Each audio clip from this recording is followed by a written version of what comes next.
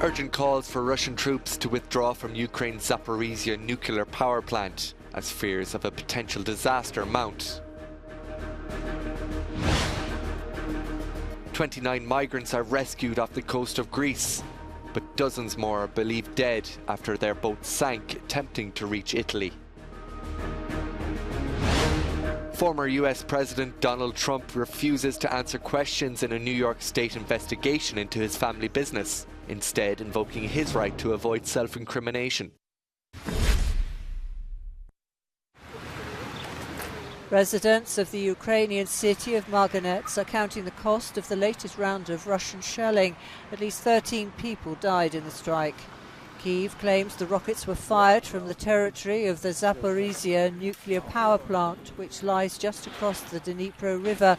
Russian troops control the plant and have been accused by Ukraine of turning it into a military base from which to fire missiles, knowing it's too risky for Ukraine to fire back. There have been numerous skirmishes near the atomic plant where several shells have already fallen, putting the international community on edge, fearing a nuclear catastrophe. Russia blames Ukraine and has requested today's urgent meeting of the UN Security Council in New York to discuss the situation. At the same time, G7 nations have demanded that Russia must immediately hand back control of the Zaporizhia nuclear power plant to Ukraine. They accuse Moscow's forces of putting the entire region in danger.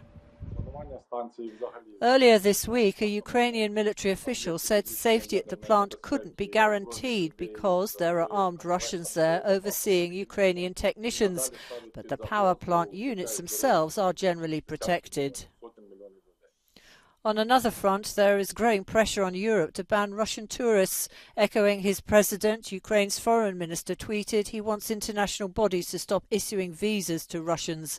Visiting Europe is a privilege, not a human right for holidaymakers. Meanwhile, more Russian shelling in the country's northeast has left 2 people dead in the village of Stary Soltiv in the Kharkiv region.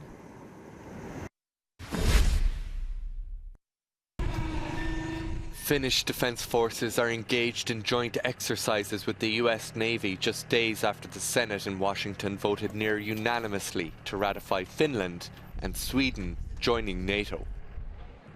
Even though Finland has practiced with NATO for the last 30 years, joint drills have been stepped up following Russia's invasion of Ukraine.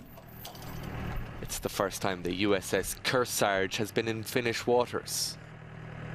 The task of coordinating troops and weaponry is one of the big challenges of Finland's NATO membership. This week, Polish troops are training on American-made Abrams tanks.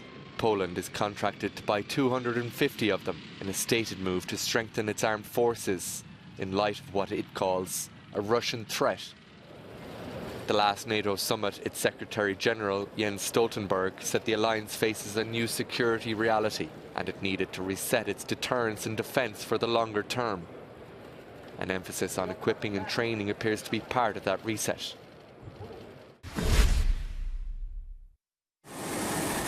It's now feared dozens of people have died off the coast of Greece after their boat sank while attempting to cross the Mediterranean. An air and sea rescue operation managed to pick up 29 people after their vessel sank in stormy waters. The tragedy happened Tuesday night, but a search for around 50 more thought to have been on board has continued without success. The boat was en route to Italy from Antalya in southern Turkey, an increasingly popular passage for those attempting to get to Europe. The people rescued from the waters are said to be Afghan, Iranian, and Iraqi nationals, according to one official. No one on board was reportedly wearing a life jacket.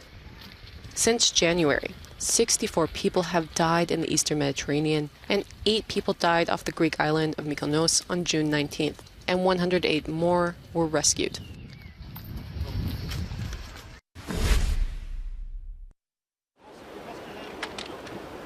A huge wildfire that has destroyed more than a dozen homes and forced the evacuation of thousands of residents is sweeping through the Gironde region of southwestern France.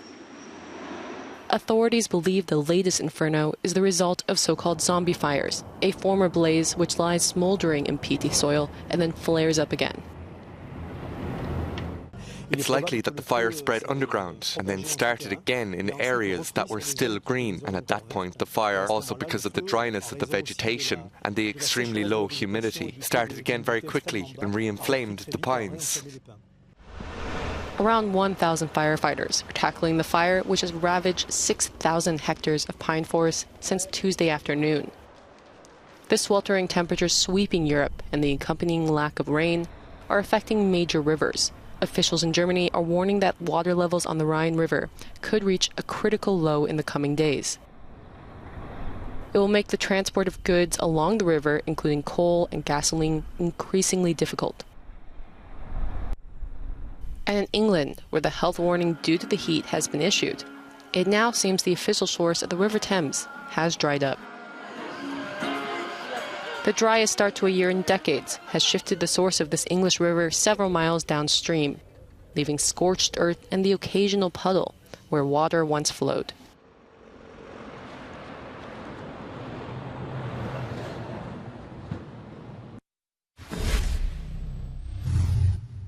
Germany has been hit by a severe drought all across the country. Here in Berlin, several lakes have reached a critical water level, to the point where even the river Spree, this big river that is flowing through the capital city, is flowing in the wrong direction at certain parts, flowing back into these lakes.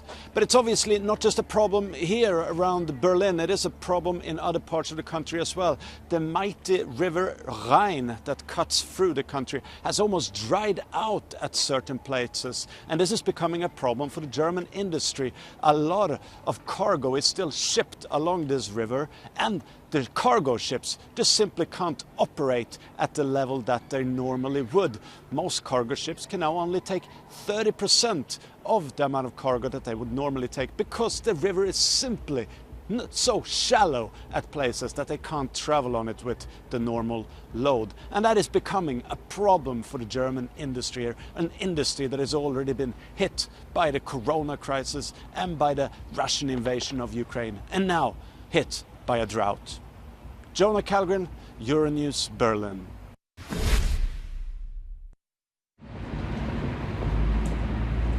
Germany wants to raise income tax thresholds in response to the highest inflation in the country in decades.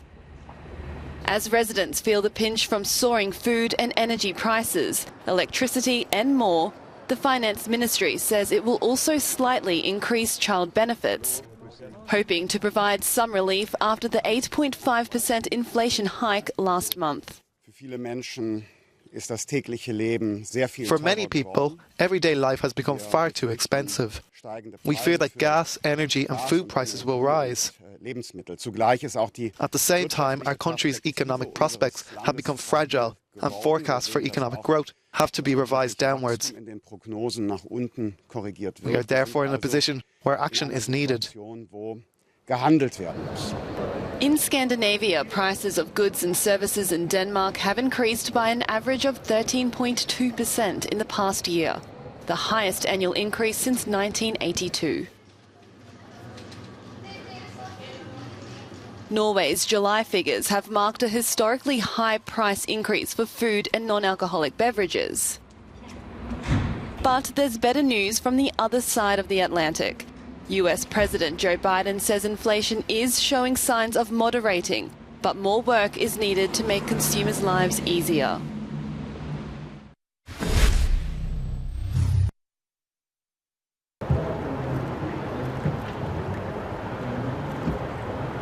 It is well on track due to the bond process.